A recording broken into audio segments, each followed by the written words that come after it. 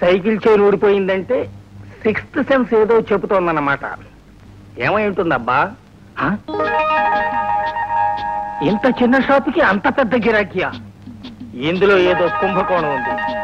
కని పెట్టాల్సిందే, ప్రమోషన్ కొట్టాల్సిందే.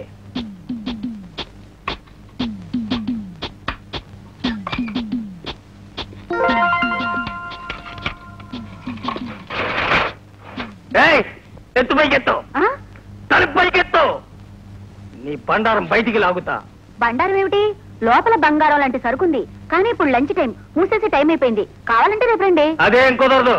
నీ లంచ్ నెక్స్ట్, నా డ్యూటీ ఫస్ట్. పైకెత్తు. నేషనలా ఇంటర్నేషనలా? ఎంత అందంగా ఉన్నాడో. లాఠీలో చూస్తుంటే లవ్ చేయాలనిపిస్తుంది.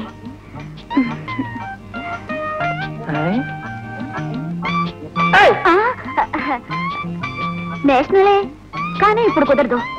తర్వాత రండి, చూపిస్తాను. నేను లంచ్కి వెళ్తున్నాను. లంచ్కి పోతున్నావా? లక్ష్మిలో ఉంది, లవ్ చేసేస్తాను.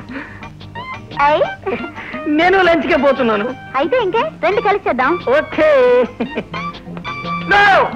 వీల్లేదు, డ్యూటీ మీద ఉన్నాను. లంచ్ నాకు లంచంగా ఇవ్వాలని చూస్తున్నావా?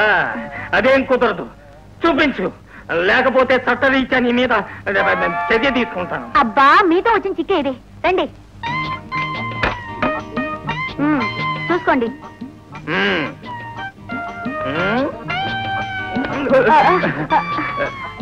ఏమిటివి? Good night. పొద్దున్నే పరగడుపున గుడ్ నైట్ అంటుందేమిటి? ఇచ్చా అంటే? అంటే లేదు, గింటే లేదు. లేకపోతే ఏమిటండి? దొంగలు వదిలి దొరలు పట్టుకున్నట్టు మా మీద పడ్డారు. మాది సంసారాల లాంటి షాపు. అంటే మీది ఫ్యామిలీ కేసు అన్నమాట. నేను ఈ మధ్య ఇలాంటి కేసులు చాలా పట్టాను. అంటే మీ సరుకును ఫ్యామిలీస్ మాత్రమే వాడతారా? లేదు, ఎవరైనా వాడచ్చు.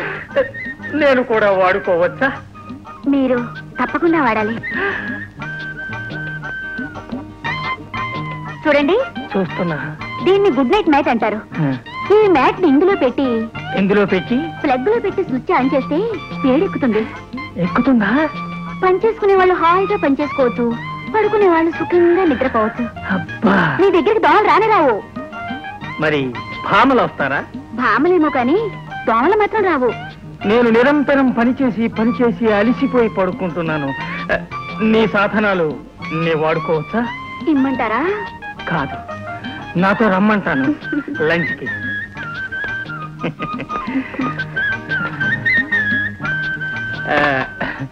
నీ తలుపులు మూసేయొచ్చా? ఇంకా ఆలస్యం దేనికి?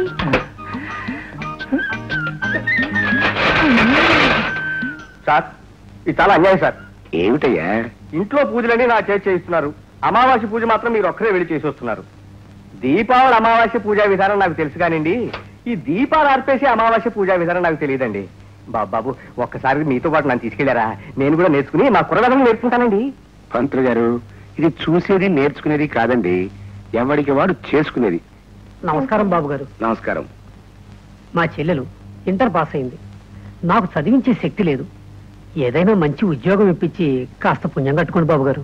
అదే, ఈ రోజుల్లో ఇంటర్ పాస్ అవటం కన్నా ఇంట్లో వంట పని చూసుకోవడం మంచిది. బార్లో పని చేయాలన్నా కనీసం బియ్యైనా ఉండాలి. ఏమంటారు? నువ్వు ఉండవయ్యా.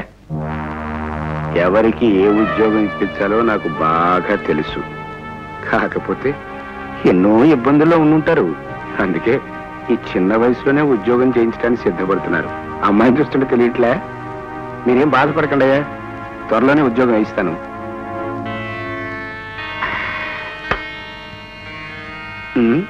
ఏయ్,